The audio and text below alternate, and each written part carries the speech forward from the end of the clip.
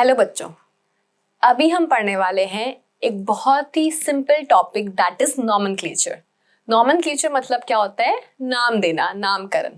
ठीक है, तो व्हाट इज नॉमेनक्लेचर? सिंपल है, नेमिंग, है ना। The process of rendering scientific names to organism.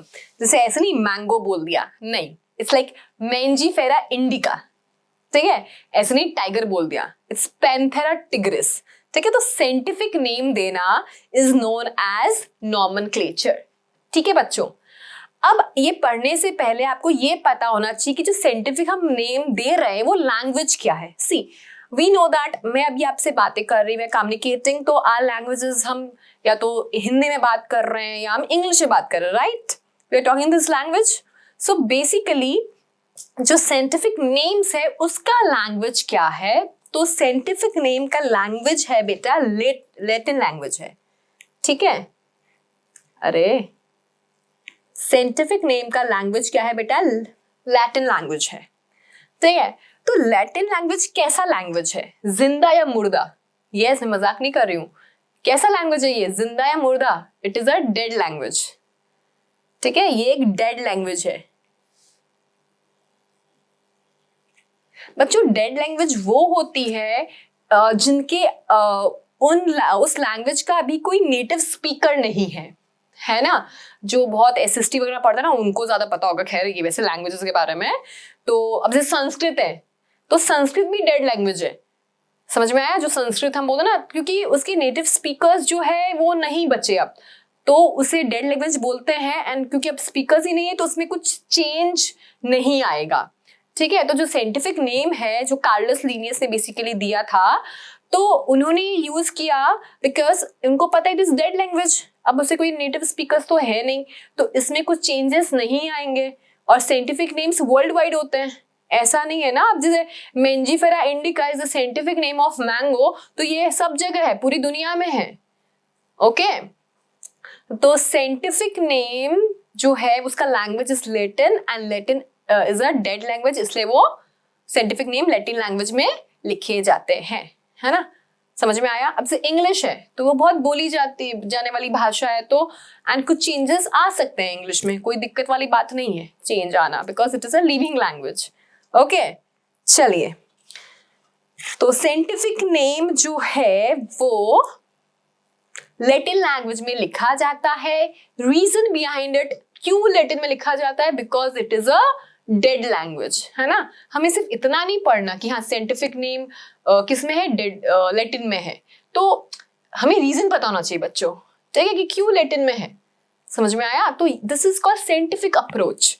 कोई बायो में भी कोई चीज अगर ऐसे दे रखा है ना, तो वो एवं ही नहीं दे दिया, किसी का मन हुआ चलो हाँ दे दो, नहीं, कोई सॉलिड रीजन है उसके पास कि ऐसा क्यों किया। फाइन, चलो आगे देखते हैं क्या है ये ICBN, ICZN। दे आर क्या है? Advance to appoint scientific names for plants and animal separately. अच्छा, तो ICBN का फुल फॉर्म बता देते मैं आपको। लिखो बच्चों, लिखो, लिखने से याद होता है, लिखो। ICBN का full form international code for botanical nomenclature. ये फुल फॉर्म भी आपको आ सकता है नीट में बच्चों। आपको 4 दे दिया अलग अलग और बोल दिया टिक करो, टिक द करेक्ट वन। तो international code for botanical nomenclature, ठीक है, ICZN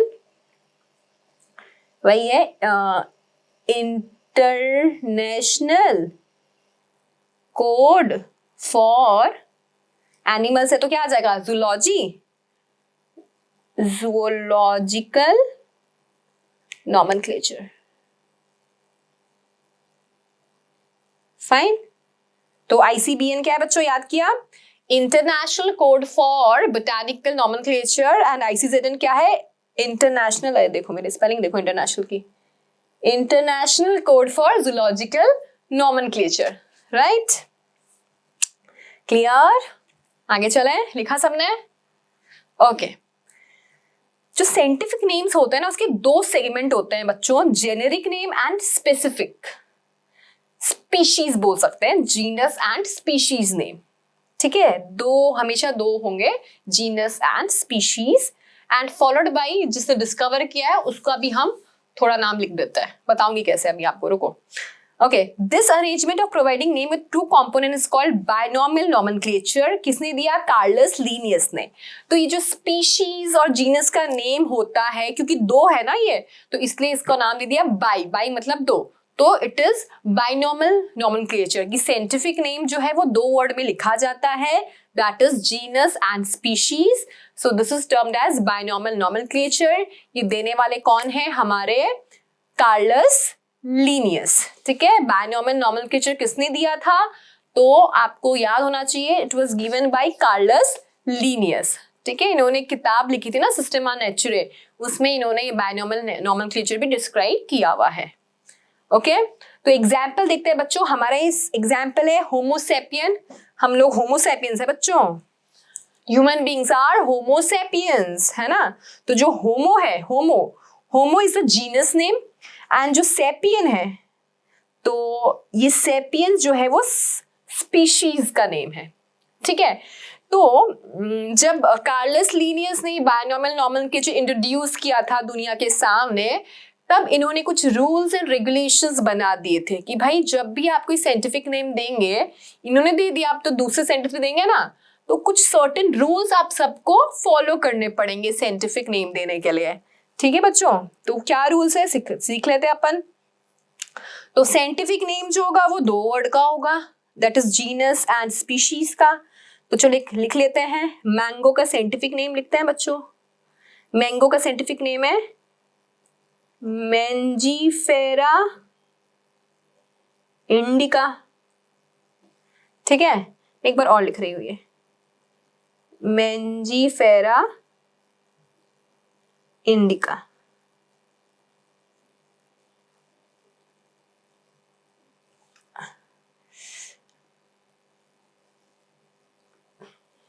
ठीक है, समझना, सिंगल लाइन है सेकेंड वाली जो है। तो ईच नेम हैज दो शब्द, genus and species, when express should be independently underlined. समझ में आया? सेकेंड पॉइंट समझने के लिए मैंने ऐसा नाटक किया।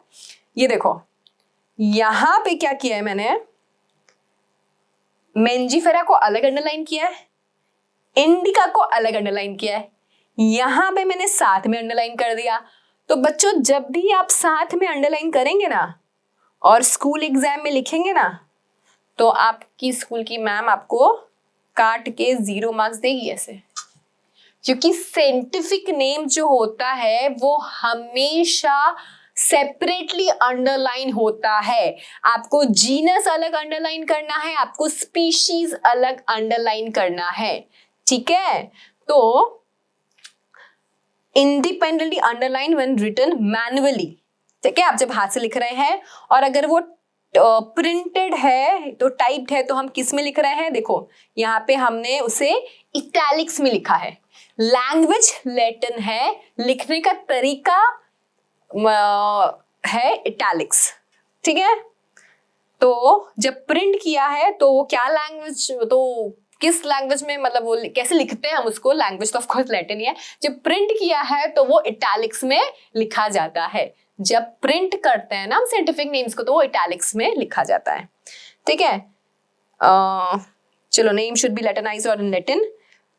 ये देखो, जेनेरिक नेम जो है, जीनस नेम जो है, उसका स्टार्टिंग अल्फाबेट जो है, स्टार्टिंग लेटर बोलते हैं ना, स्टार्टिंग लेटर जो है वो कैपिटल होता है। और जो स्पीशीज है ना बेटा, उसका जो स्टार्टिंग अल्फाबेट या लेटर बोल लो आप, दैट इज स्मॉल लेटर। ठीक है, अगर आप देखो मैंजीफेरा इंडिका लिखेंगे तो इसमें भी आपको 0 मिलेगा। आई बात समझ में? तो साइंटिफिक नेम जो होता है ना, उसको हमेशा आपको एक तो सेपरेटली अंडरलाइन करना है, और जीनस का नाम कैसे होना चाहिए? जीनस का नाम should start with capital letter, and species का नेम जो है वो स्टार्ट होना चाहिए स्मॉल लेटर से। ठीक है, ये रूल समझ में आ गए, इजी रूल्स है। ओके, अभी आप देखेंगे कि आपकी टेक्स्ट बुक जब आप पढ़ेंगे ना मेरी क्लास के बाद, तब देखना ऐसे मेंजीफेरा इंडिका करके ऐसे लिन लिखा हुआ है। तो ये क्या बताता है? ये बताता है लिन इज बेसिकली स्टैंड फॉर हमारे कार्लस लिनियस जी। तो ये जो लिन है ना बेटा, ये क्या बता रहा है कि जो बायनोमियल नोमेनक्लेचर है मैंगो का, दैट इज मेंजिफेरा इंडिका, तो वो कार्लस लिनियस ने दिया था।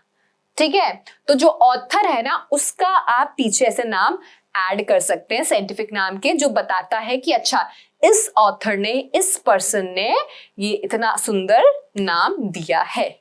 ठीक है, आगे बात समझ में? तो it is clear, binomial nomenclature, JICBN ICZN इसके फुल फॉर्म्स याद कर लेना, एंड रूल्स एंड अब जो भी आप आगे बायो में पढ़ें तो हर चीज का साइंटिफिक नेम्स जानने की कोशिश करना, उसे लर्न करना। ठीक है, जैसे ह्यूमन का आपको याद हो गया है होमोसैपियन, मैंगो का आपको याद हो गया है मेंजिफेरा इंडिका। ठीक है, जैसे जैसे हम लोग आगे बढ़ेंगे आपको और साइंटिफिक नेम्स याद होते जाएंगे। ठीक है, ओके, थैंक यू।